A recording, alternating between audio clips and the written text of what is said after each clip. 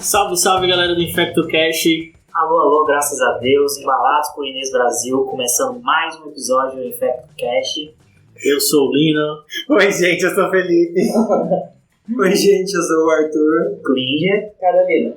E hoje nós vamos falar de um tema super interessante. Vamos falar de neurotoxoplasmose, tá, gente? Foi um tema que vocês pediram lá na nossa caixinha. Exatamente. De sugestão que a gente agora tá fazendo pra vocês. Então fica de olho lá nas nossas redes sociais, @InfectoCast, no Twitter e no Instagram. E hoje a gente vai começar com o nosso professor de parasitologia, dono proprietário Felipe.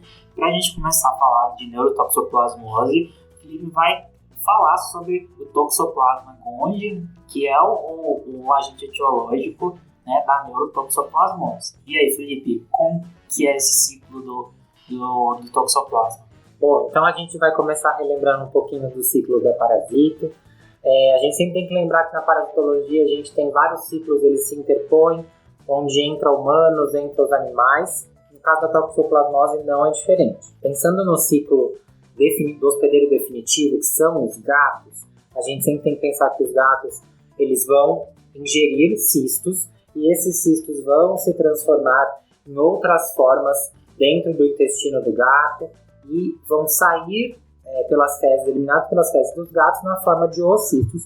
E esses oocistos são as principais formas com que nós, humanos, hospedeiros intermediários ou hospedeiros acidentais, vamos acabar adquirindo essa infecção, sendo por água não tratada, frutas não lavadas, carne mal passada. Então, é dessa forma com que a gente acaba entrando no ciclo.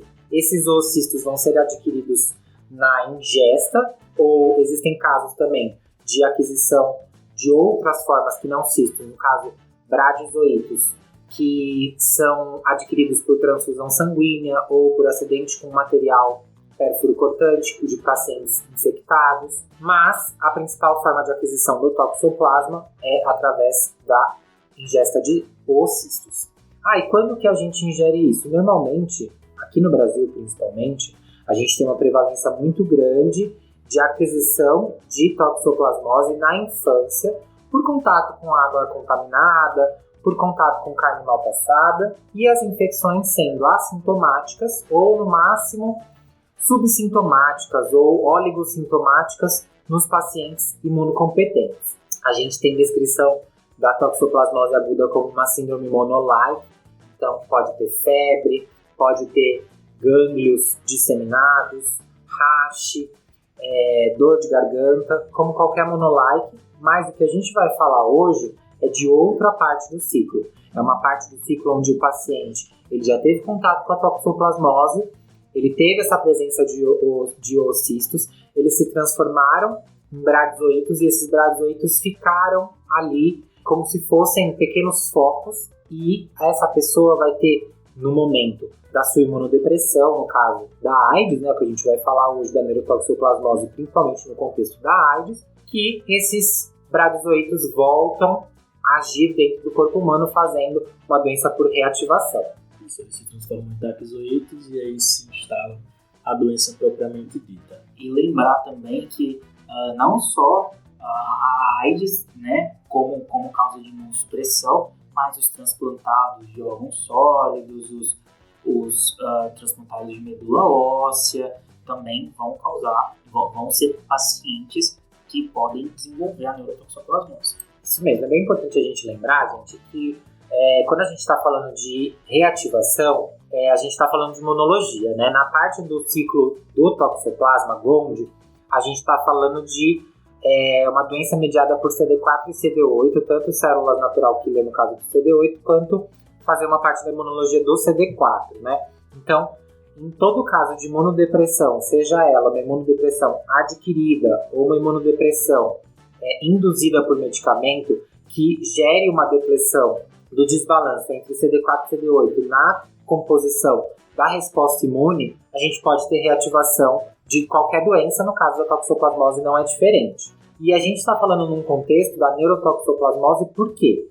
Quando a gente tem a aquisição desses cistos, quando a gente ingere e eles viram esses taquizoítos dentro da corrente sanguínea, a gente acaba tendo uma predileção por cérebro e músculos, principalmente, seja ele músculo liso, músculo estriado esquelético e músculo cardíaco, tá? São os principais locais onde o toxoplasma vai se depositar e também na substância cinzenta, tá? É por isso que a gente tem tanta ativação de neurotoxoplasmose, de tanta reativação, né, no caso de neurotoxoplasmose nos pacientes HIV/AIDS, que é o modelo principal que a gente tem. Hoje, na era de transplante, TMO, é claro que a gente vai ver isso em muito mais pacientes, mas o grande modelo de reativação da neurotoxoplasmose foram nos pacientes AIDS. E bom para a gente caracterizar também que essa reativação ela é resultado da ruptura dessa forma de cisto no tecido, que ela vai seguir pela diferenciação e proliferação descontrolada desses taquizoítos e a destruição naquele tecido, no caso, da substância cinzenta, quando a gente está falando de neurotoxoplasmose.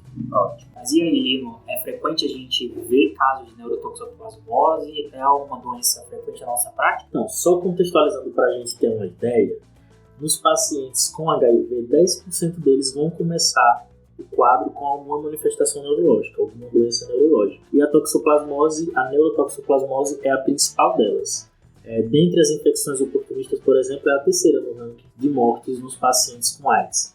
Então a gente sempre tem que pensar na neurotoxoplasmose naquele paciente que tem HIV, naquele paciente que já manifesta algum sinal de imunodepressão, entra no pronto-socorro com uma cefaleia, com algum déficit neurológico. Essa é uma doença que de fato tem que ficar na nossa cabeça. E, Carol, quando a gente tem que pensar nisso em paciente com AIDS, assim, quais os cenários? Que paciente específico? Acho que principalmente, realmente, o paciente com HIV, né? Lembrar que o neurotóxico é uma das doenças definidoras de AIDS também, né? O paciente com HIV chama muita atenção, é a principal população que vai ter a neurotóxico. E quais são esses pacientes? Então, principalmente os pacientes com CD4 abaixo de 100. 74% dos pacientes que têm neurotóxico vão ter um CD4 abaixo de 100, 90% abaixo de 200 CD4. Então é a principal população e com certeza pós-PAV esse cenário mudou muito, né? A gente tem bem a prevalência de neurotóxico cair desde a introdução da PAV e desde a introdução de profilaxias primárias e secundárias. E tem todos aqueles outros perfis que o Kim já falou de pacientes imunossuprimidos que também continuam sendo uma população alvo da neurotóxico. Ô Felipe, você estava falando sobre as formas de contaminação da toxoplasmose, falou de água, de alimento contaminado, mas a gente tem um senso comum, né, que as pessoas relacionam muito a toxoplasmose com as fezes de gato. Você não falou disso, não é a principal causa? A gente tem sim contaminação por fezes de gatos, né, mas a gente tem que lembrar que para o gato transmitir, ele precisa também estar infectado, né? Então, normalmente é um gato que já teve contato com esse oocisto antes de poder disseminar isso. Normalmente gatos que não são domesticados, né? O gato, ele pode nascer com toxoplasma, porque também existe transmissão transplacentária tanto em humanos quanto em animais, mas é muito mais comum que você adquira isso por forma de alimentos contaminados do que por fezes de gatos. Ou seja... Eu recebi o querendo criar uma discórdia aqui, difamar os gatos. Tá Peron aqui e Caetano olhando com uma cara julgando quem. Não, imagina. Julgando o Klinger nesse momento. Os pets infectocast se sentiram ofendidos. Imagina, o que acontece é porque existe essa fantasia no imaginário das pessoas de que a causa da toxoplasmose são os gatos, e a gente vê, né, uma caça aos gatos. Morte aos gatos. Morte aos gatos. Jamais. Gente. Quando, na verdade, eles são tão vítimas quanto a gente. Isso mesmo. Então lavem suas verduras, por favor, gente. Aqui em São Paulo, não sei se todo mundo sabe, mas em São Paulo, no ano de 2019, se eu não estou enganado, a gente teve um surto de toxoplasmose por conta de um restaurante que estava contaminado. O alface do restaurante, a água que eles lavavam o alface, estava contaminada e acabou tendo um surto de toxoplasmose. Só deu ruim, né? Só deu ruim.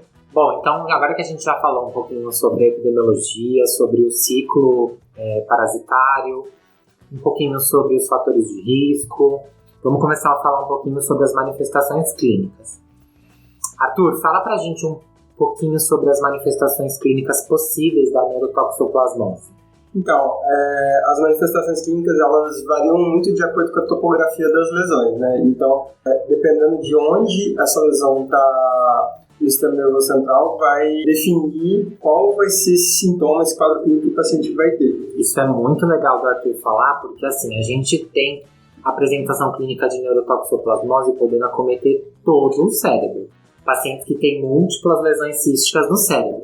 Mas o toxoplasma, ele tem algumas regiões que ele gosta ali de ir quando a gente vê uma lesão cística, por exemplo, em núcleos da base, lobo frontal e lobo parietal, a gente tem que acender aquela luzinha de que, olha, talvez esse paciente tenha uma neurotoxoplasmose, porque nesses locais são onde o toxoplasma gosta de se depositar. Sim. É bom a gente sempre lembrar, muitas vezes o paciente ou ele abandonou o tratamento ou ele ainda não foi diagnosticado. Então aquele paciente chega lá no seu pronto-socorro reclamando de cefaleia há um tempo, de lembrar que não é uma evolução aguda, é uma evolução subaguda, de dias a um mês ele está reclamando de cefaleia, você vai fazer um exame neurológico que tem alguma coisa alterada, daí você abre a boca do paciente, uma monelias oral. Você pergunta, tem perdido peso? Tem, está tossindo? Tem, às vezes ele tem uma tuberculose junto. Então não suspeita só no paciente que tem HIV, suspeita sempre, indaga ativamente se o paciente tem algum grau de imunossupressão. Busca pistas de imunossupressão, sempre lembre que cefaleia com febre é um sinal de alarme. Então aquele paciente que chegou com cefaleia, como o Marco falou, febre, está um pouco confuso, você faz o exame neurológico e ele tem uma hemiplegia. Chegou convulsionando, uma história de convulsão nova. Convulsão é muito importante na neurotóxica. Qualquer coisa disso que a gente falou no nosso episódio de meningite, os pacientes aqui normalmente não têm quadro meníngeo, tá, galera? Os pacientes têm mais quadro encefalítico do que quadro meníngeo. A neurotoxoplasmose ela é mais uma doença de parênquima do que uma doença de meninges. Então, sinal focal, convulsão, dor de cabeça são sinais que vão estar muito presentes em pacientes com neurotoxoplasmose. Isso que o Felipe está falando é muito importante, não é uma doença meningea, porque a gente, lá no diagnóstico, isso vai ser primordial. Com certeza. Porque a gente não vai conseguir recuperar, fazer um PCR, por exemplo, de toxoplasmose no líquor, porque essa doença ela não vai chegar na meninge, ela vai ficar no encéfalo. Até porque é muito importante também, antes, né, de a gente avaliar se existe a possibilidade de ter esse líquor, né? Porque como é uma doença que faz efeito de massa, às vezes a punção ela vai ser contraindicada. E pessoal, lá no nosso episódio do número 16, você pode ouvir um pouquinho mais sobre meningite bacteriana aguda. A gente também fala sobre a diferença entre meningite e encefalite. Qualquer coisa, ouve lá. E aí, falando das manifestações clínicas, passando pelas manifestações clínicas, a gente vai falar um pouquinho das manifestações laboratoriais, ou os exames laboratoriais, né? Passando então por como que a gente vai diagnosticar esse paciente. Como a gente tem falado até agora, esses pacientes que vão chegar com neurotóxico, ou eles são pacientes que abandonaram o tratamento, como o Lino falou, ou são pacientes que a gente nem sabe que eles têm HIV, no caso que eles têm AIDS, né? Eles chegam pra gente com dor de cabeça e acabam manifestando esses sintomas. E quando a gente vai fazer um exame de imagem, aparece lá o que a gente vai falar mais pra frente. Mas, nos exames laboratoriais, a gente não tem muita alteração. A sorologia de toxoplasma, ela não vale muito pra gente nesse período, porque como a gente está depredado do sistema imune, normalmente a sorologia pode vir negativa, tanto IgG quanto IgM, e mostrar um falso negativo pra gente. Isso é muito frequente na prática clínica. E nem sempre a gente vai ter uma sorologia de toxoplasma disponível quando a gente quiser fazer um diagnóstico de neurotoxoplasmose na emergência, por exemplo. Então a gente sempre tem que pensar que os exames laboratoriais, nesse caso da neurotoxoplasmose, ficam em segundo plano. A gente não costuma usar muito exames laboratoriais para diagnosticar, por exemplo, aumento de PCR ou alteração de leuco. Isso é mais no contexto da AIDS, onde a gente pode até ter uma leucopenia associado ao número baixo de CD4. A gente sempre, na verdade, vai, antes de coletar o líquor, tentar fazer uma tomografia de crânio, pelo menos, né, para não avaliar se não existe nenhuma contraindicação dessa coleta. E na coleta do líquor, como a gente falou lá no episódio 16 de meningite, a gente sempre vai avaliar principalmente 3 parâmetros, que é a celularidade, as proteínas e a glicose. Na neurotóxico, às vezes o líquor é inocente, a gente não tem alteração de líquor, ou pode ter uma proteinorraquia levemente alterada, celularidade levemente alterada com glicose normal. E isso, se por exemplo, o paciente convulsionou, então pode aumentar a proteína também. Então a gente fica nesse meio termo. O próprio HIV pode aumentar a proteína. O próprio HIV pode aumentar a proteína, isso mesmo, né? Em fase de AIDS principalmente. Então, um exame que a gente pode fazer, que o Klinger até já citou, é o PCR. Só que o PCR de tóxico que a gente tem disponível é um PCR muito ruim de sensibilidade. Os estudos mostram que a sensibilidade vai no máximo até 60%. A especificidade é uma especificidade que gira em torno de 95% a 100%, dependendo do kit de PCR, mas a sensibilidade é baixa comparada a outros PCR. Então é muito difícil a gente conseguir fazer um PCR e esse PCR ser positivo. Se ele for positivo, ótimo, diagnosticamos neurotóxico. Mas assim, ele vai demorar uns 3, 5 dias para ficar pronto. Até isso, o paciente ele já está ali manifestando sintomas neurológicos importantes. Então é preciso que a gente use outros tipos de diagnóstico. E sem contar que o PCR são poucos centros que conseguem. Isso mesmo. Né? Lembrando também para o nosso ouvinte que o PCR é a reação de cadeia de polimerase que faz a detecção do material genético, né? Faz essa identificação do material genético e consegue identificar se corresponde ou não ao material genético do toxoplasma. Isso mesmo. Então, o que a gente tem é a sorologia, que, como o Felipe falou, vindo negativa, não vai excluir neurotóxico, né? A gente tem o PCR, que é um exame pouco disponível mais em grandes centros, e o neurotóxico pode nem atingir o espaço meníngeo, então a sensibilidade não é tão boa desse método. Acaba que, como método padrão ouro, a gente tem a biópsia com a visualização direta do toxoplasma, né? O que por ser um método muito invasivo, que acaba acontecendo na grande maioria dos casos, é o diagnóstico presuntivo. Né? Então a gente tem a clínica compatível, tem um paciente com CD4 abaixo de 200, e tem um paciente com um exame de imagem sugestivo, né, com lesões, geralmente são múltiplas lesões, né, que vão chamar nossa atenção, aquela lesão com realce anelar, com alguma predileção por algum local, especialmente os ganglios da base. Então esse acaba sendo o método diagnóstico mais apresentado na prática. O líquor vai acabar sendo usado de fato para você pensar que não é outra coisa. Por exemplo, sei lá, não tá com a proteína lá em cima, a glicose não tá lá no chão, talvez não seja neuro-TB, talvez seja outra coisa, né? Não tá com aquela celularidade bizarra de uma meningite bacteriana aguda.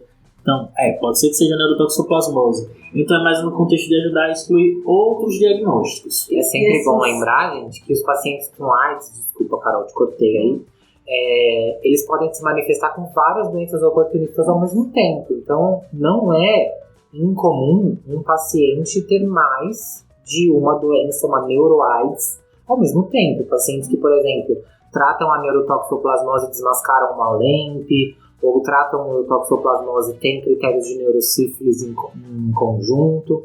Então, quando a gente está falando de AIDS, galera, é um mundo muito diverso, onde várias doenças podem se sobrepor. Então, a gente sempre tem que usar todos os arsenais que a gente tem para poder diagnosticar. E aí, muitas vezes, a gente está diante de um problema, porque a gente tem um paciente com uma clínica, né, de neuro-AIDS, a gente tem exames laboratoriais que são pouco eficazes, exames de imagem que a gente não consegue cravar que é realmente neurotóxico, os radiologistas também não têm tanto artifício para falar, dar esse diagnóstico, e na prática o que a gente faz? Muitas vezes a gente opta por um tratamento empírico, a gente faz 14 dias desse tratamento, repete o exame de imagem, se a gente observa que essas lesões elas diminuem de tamanho, aí a gente tem um diagnóstico retrospectivo, né, presuntivo de que realmente era neurotóxico, e a gente dá continuidade ao tratamento. É o seguinte, chegou um paciente que tem HIV, tem AIDS no seu pronto-socorro, ele tá com alguma coisa na cabeça, primeira coisa que você pensa, neurotoxoplasmose. Segunda coisa que você pensa, neurotoxoplasmose também. E aí, se não for neurotoxoplasmose, você vai para as outras coisas, mas de fato, mais comum e rotineiro. Então, acho que é importante a gente saber quais exames de imagem a gente deve pedir, né, galera? O paciente chega com esses sintomas, o que a gente começa a seguindo, Arthur. O exame que a gente tem mais disponível é a tomografia, né? A melhor forma de pedir essa tomografia é com contraste. Existe um sinal que é um realce anelar após a injeção do contraste. A ressonância, ela é um bom exame, mas a gente não tem a disponibilidade de fazer ela na emergência. Então vamos lá, recapitulando aí para vocês. A gente pediu a tomografia. Normalmente quando a gente pede uma tomografia no pronto-socorro, pelo menos eu na prática clínica, é sempre uma tomografia sem contraste. E ela pode não diagnosticar as lesões de toxoplasmose, isso é muito importante. Às vezes vem só um borrão de edema, que a gente não vê lesão, pode ser várias coisas, pode ser um AVC, pode ser LEMP, pode ser um linfoma, pode ser toxo, mas aí a gente vê esse borrão. E aí, como o Arthur falou, a gente vai lá e pede com contraste, aí vem o realce anelar com, às vezes, edema perilesional. Na ressonância, o que a gente vai ver também é um realce em T1. Às vezes até a gente pode observar dentro dos cistos alguns focos hemorrágicos. O neurotóxico às vezes sangra bastante porque pode ter vasculite associada. Então, a gente pode ver focos hemorrágicos múltiplos dentro da tomografia. Também dá pra gente pensar mais em tóxico aí, beleza? E o Felipe falou isso aí de realçar na presença de contraste. Lá no nosso Instagram tem um post que separa sobre essas neuroinfecções, essas doenças, na verdade, no contexto da neuroaids, das lesões que realçam e não realçam pelo contraste, tá, gente? Vocês podem ver lá. E só dando uns exemplos aqui. A que mais fala a favor, como eu disse, já é o neurotoxoplasmose, mas lembrar do linfoma primário do sistema nervoso central, nocardiose, criptococose, tuberculoma. Essas lesões, elas realçam o contraste, enquanto as que não realçam pelo contraste, a gente pode citar aqui a encefalite pelo citomegalovírus, a encefalite pelo próprio HIV e a LEMP. São lesões que não costumam realçar, não costumam fazer efeito de massa. Então sempre tem todas aquelas outras que eu falei como diagnóstico diferencial, tá, galera? E completando o que a Carol tinha falado, um momento muito ruim na vida do infectologista é quando a gente tem que pedir o parecer da neurocirurgia para pedir a biópsia, que é basicamente aquele paciente, né, que a gente optou pelo tratamento empírico, que a gente está tratando, ele tem uma lesão expansiva, não melhorou clinicamente, não melhorou radiologicamente, mesmo com o tratamento, e ele tem todos aqueles critérios, a gente vai ter que, então, pedir a biópsia para a neurocirurgia para ver qual o diagnóstico diferencial, se é neurotóxico mesmo. Porque assim, gente, se não melhora, só para avisar todo mundo que a gente não tá falando aqui de resistência do toxoplasma às primeiras drogas de tratamento. A gente pode estar falando aqui de má adesão ao tratamento, isso pode acontecer se o tratamento estiver sendo feito fora do ambiente hospitalar, mas normalmente esses pacientes estão internados. A gente sabe que o paciente está recebendo o tratamento e não está melhorando, então ali ele vai ter indicação de fazer essa biópsia. Normalmente uma biópsia estereotáxica, né? Já com uma biópsia estereotáxica já dá para você fazer esse diagnóstico, ou biópsia com crânio aberto para recuperar o material mesmo.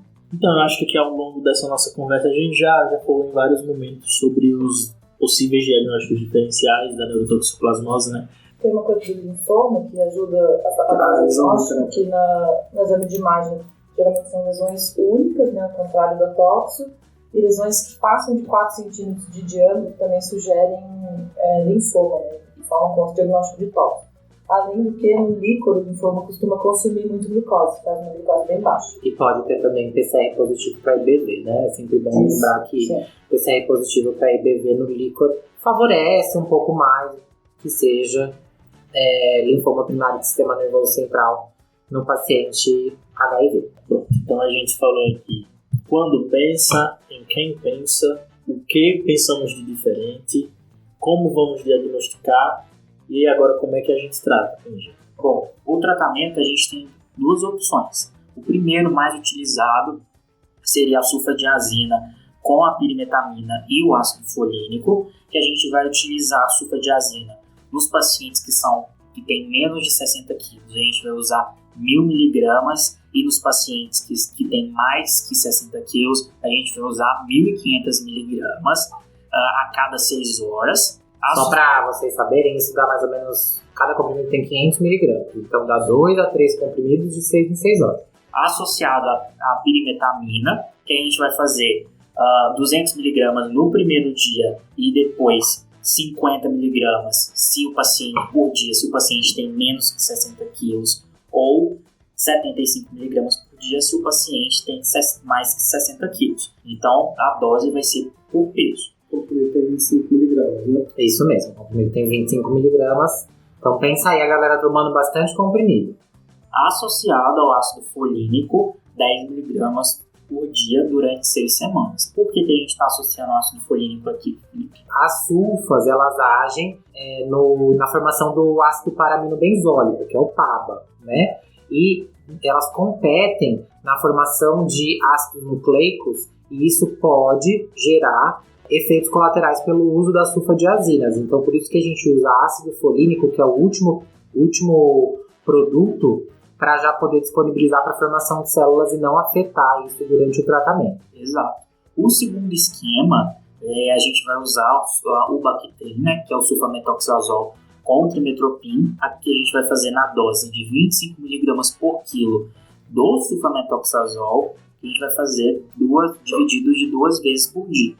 Como a gente sabe que a gente não está tendo Bactrim EV, né, a gente vai fazer preferencialmente o VO, então, durante 6 semanas, e depois a gente vai prescrever a terapia de manutenção, que a gente vai falar. Lembrando que a sulfadiazina, a pyrimetamina, ela não está disponível em todos os locais, tá bom? Então, o Bactrim, rotineiramente em alguns lugares, é um medicamento de escolha para tratar a neurotoxoplasmose, tá? E ele tem uma versão endovenosa, diferentemente da sulfadiazina pyrimetamina, que só é dada oral. Então, no caso dos pacientes que geralmente chegam, confusos, um pouco rebaixados, ou então nos pacientes que têm algum problema de absorção gastrointestinal, ela configura a primeira escolha. E eu acho interessante a gente falar de um estudo realizado pelo professor Vidal, aqui da USP, e do Emílio Ribas, que avaliou a eficácia e a segurança de usar Bactrim nos pacientes com toxoplasmose cerebral que vivem com HIV. Esse estudo é muito interessante, um estudo que comprova que não há inferioridade no tratamento com Bactrim, assim como há bastante segurança, certo, em usar esse medicamento para o tratamento da neurotoxoplasmose. Ele avaliou como desfecho melhora clínica, né? A melhora clínica foi dada como uma diminuição no tamanho da imagem das lesões cerebrais, assim como melhora clínica do paciente, melhora clínica neurológica, e avaliou a segurança em relação aos efeitos adversos que o medicamento poderia causar. E aí é um estudo com 46 pacientes que mostrou que dá sim para usar Bactrim, e ele assegura, né, fortalece o uso do Bactrim em outros ambientes onde a sulfadiazina pyrimetamina não é tão disponível. Até porque o Bactrim é uma droga onde a gente vai usar para várias outras doenças dentro da prática clínica dos pacientes AIDS, né? A gente também usa no tratamento da pneumocistose, então que a gente vai diminuir o uso desses medicamentos caso o paciente tenha infecções oportunistas conjuntas aí, né? É um estudo feito aqui no Brasil e acho que é um estudo que revolucionou, assim, o tratamento da neurotóxico no mundo todo. Mas aí a gente tem 2 drogas que são derivados de sulfa, né? Se o paciente tem alergia a sulfa, Clíndia? Bom, o que a gente pode substituir seria colocar no lugar da sulfa a clindamicina, né, associada à pyrimetamina e o ácido folínico. A clinda seria na dose de 600 mg VO ou EV a cada 6 horas. Ou então, né, mas aí já é mais difícil, a gente também tem um post no nosso Instagram sobre a dessensibilização à sulfa, que pode ser feita, mas que é muito demorado para você dessensibilizar o paciente. A sulfa tem que ir dando aos poucos, doses bem pequenas. Uma opção mais fácil seria a clindamicina. E aí, além do antiparasitário, a gente também tem que utilizar o corticoide. Quais são as indicações para o corticoide? Então, a gente fica meio agoniado, dá corticoide, mas lembrar que o corticoide vai ser usado nos pacientes que têm risco de herniação cerebral. Aqueles pacientes que estão com edema cerebral muito importante, que apresentam efeito de massa, desvio de linha média. Nesses pacientes aí é prudente fazer dexametasona, tá bom? Que é uma droga que tem boa ação no sistema nervoso central. Fazer por 7 dias, pelo menos. Faz uma dose de dexametasona 4 mg 2 vezes ao dia, nos 4 primeiros dias, e depois reduz essa dose para metade. E Felipe, quando que eu vou voltar com a TARV do paciente? Então, a neurotoxoplasmose não é uma doença que impede a gente de entrar com a TARV no mesmo momento do diagnóstico. A gente tem 2 contraindicações absolutas de não entrar com TARV durante o tratamento de um paciente de infecção oportunista, que é a neurocripto e a neurotuberculose. Essas doenças a gente sabe que aumenta a mortalidade se a gente entrar com TARV no mesmo momento do tratamento. No caso da neurotóxico, não existem estudos mostrando que aumenta a mortalidade, mas as orientações são muito divergentes, tanto no PCDT quanto nos manuais, que se espere de 14 a 28 dias do início do tratamento para a gente começar a TARV. Por que isso, né?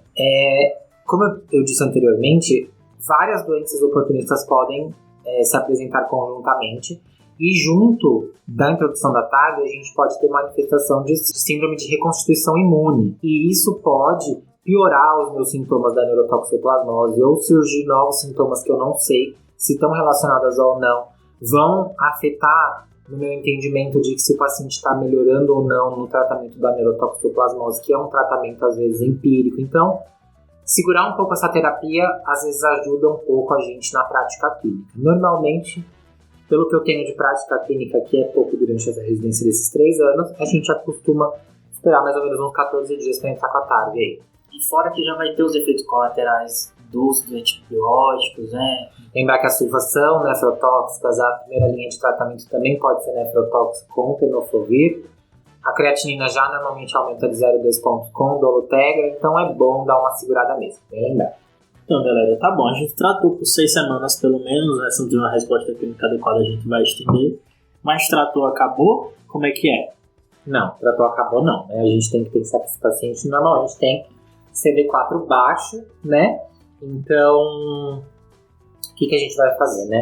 Nos pacientes que já tiveram neurotoxoplasmose, a gente vai pensar na profilaxia secundária de infecção oportunista de novo. Então, esse paciente, ele normalmente vai receber Bactrim, né? Por conta de que é o comprimido mais fácil de tomar, mais disponível, na dose de 800, 160, 2 vezes ao dia, tá? Ou, se ele é alérgico à sulfa, ele pode tomar clindamicina, 600mg 3 vezes ao dia, junto com pirimetamina e ácido folínico, tá? Quem são esses pacientes que vão receber essa profilaxia, né? São pacientes que já tiveram neurotóxico. Profilaxia secundária independe de CD4, beleza, pessoal? E quando que eu vou tirar essa profilaxia? Se o paciente, depois que eu coloquei a TARV, respondeu bem, ficou indetectável e teve CD4 acima de 200 células por mais de 6 meses, ele é retirado da profilaxia secundária. Mas, e para o paciente não ter neurotóxico? O que a gente faz, galera? A gente vai fazer a profilaxia primária. A profilaxia primária, ela é feita para aqueles pacientes que nunca tiveram neurotoxoplasmose, porém, eles apresentam fatores de risco para o desenvolvimento da neurotoxoplasmose, para a reativação, né, dessa doença. Para a gente fazer essa profilaxia primária, a gente vai utilizar basicamente os valores de CD4. Quais valores são esses de CD4? Os valores abaixo de 100, né? Os pacientes com CD4 abaixo de 100 células, a gente vai indicar a profilaxia primária. Por que 100 células? Porque lembra que a Carol tinha falado que os pacientes com CD4 abaixo de 100 células são os pacientes que manifestam a neurotoxoplasmose, e os pacientes com CD4 abaixo de 200 também são os pacientes que começam a manifestar doenças oportunistas. No caso da neurotoxoplasmose, ficaram pelos estudos do CD4 abaixo de 100. E esse paciente, pelo nosso PCDT, ele precisa ter IgG positivo para toxoplasmose. Então, IgG positivo com CD4 abaixo de 100, sem ter tido neurotóxico, ele vai ganhar a profilaxia primária, né? Qual que é essa profilaxia primária, Lina? Então, a profilaxia primária é feita com o Bactrim, tá? Muitas vezes esse paciente já vem em uso de profilaxia primária para outra infecção oportunista, que é a pneumocistose, porque a profilaxia primária para pneumocistose começa com CD4 abaixo de 200 e para neurotoxoplasmose abaixo de 100. Daí ele está lá usando o Bactrim dele, 800 por 160 3 vezes na semana. Para neurotoxoplasmose a gente tem que deixar com uma posologia um pouco mais incômoda para o paciente. Em vez de tomar 3 vezes por semana, ele vai tomar o Bactrim uma vez por dia, tá, galera? Lembrar que é diferente da profilaxia secundária. A posologia é diferente, tá? É como se fosse mais uma tomada, né? É sempre bom lembrar que a profilaxia secundária é mais uma tomada. São 2 vezes ao dia e a primária é 1 vez ao dia. E os critérios de suspensão da profilaxia primária, a gente vai ter CD4 acima de 200, não por 6, mas por 3 meses, tá? Se esse paciente tiver de novo uma queda de CD4 abaixo de 100, a gente volta à profilaxia primária. O tratamento com Bactrim, às vezes pode causar alguns efeitos colaterais, né? Que a gente já comentou aqui algumas coisas, mas é sempre bom lembrar. Bactrim é uma droga que vai agir no metabolismo de ácidos nucleicos, né, no caso. E então ele pode causar uma anemia ou até mesmo uma pancitopenia, uma questão medular mesmo, né? Ele vai agir nessa produção aí de células na medula. Ele também é nefrotóxico, pode aumentar potássio. Então, naquele paciente que já está um pouco grave, um pouco limítrofe, vamos lembrar de ficar de olho na função renal, como diz o chefe nosso. Desidratação e Bactrim fazem mal para o rim, então sempre tomar cuidado, tá, galera? E acho que temos. Acho que foi, né, galera? Aqui a gente tentou resumir o máximo que a gente conseguia de neurotoxoplasmose, que dentro da nossa prática clínica de infectologia é uma doença ainda muito frequente, infelizmente, né? Principalmente nos pacientes que vivem com HIV na fase AIDS. A gente acha que isso acabou, que é uma doença do passado, mas na verdade nas nossas enfermarias aí de infectologia sempre surge aí pacientes com neurotóxico e AIDS aí. Então a gente está longe ainda, infelizmente, desse controle, então é sempre bom a gente lembrar que existe isso na nossa prática clínica e que pode bater no pronto-socorro de qualquer um. Bom, isso, pessoal, a gente agradece vocês pela sugestão de tema, né? Que esse tema foi um tema sugerido por vocês. Novamente lembrando as nossas redes sociais, @InfectoCast, no Twitter e no Instagram. Segue lá, gente, que a gente vai fazer um post das doses que a gente falou aqui. Vamos relembrar os posts das neuroimagens em neuro-HIV, neuro-AIDS para vocês. Então fica de olho que logo a gente vai soltar mais conteúdos lá relacionado ao nosso episódio de hoje. Então, galera, agora vamos para o nosso momento BIP da Morganella, onde a gente tira dúvida dos nossos ouvintes e seguidores. O Guimac mandou uma dúvida para a gente, perguntando o seguinte: Cipro tem cobertura boa para pseudomonas? E aí, Felipe, fala um pouquinho sobre. A resposta é sim. As quinolonas, elas têm boa cobertura para pseudomonas. A gente tem 2 quinolonas que têm ação contra pseudomonas, que é a ciprofloxacina e a levofloxacina.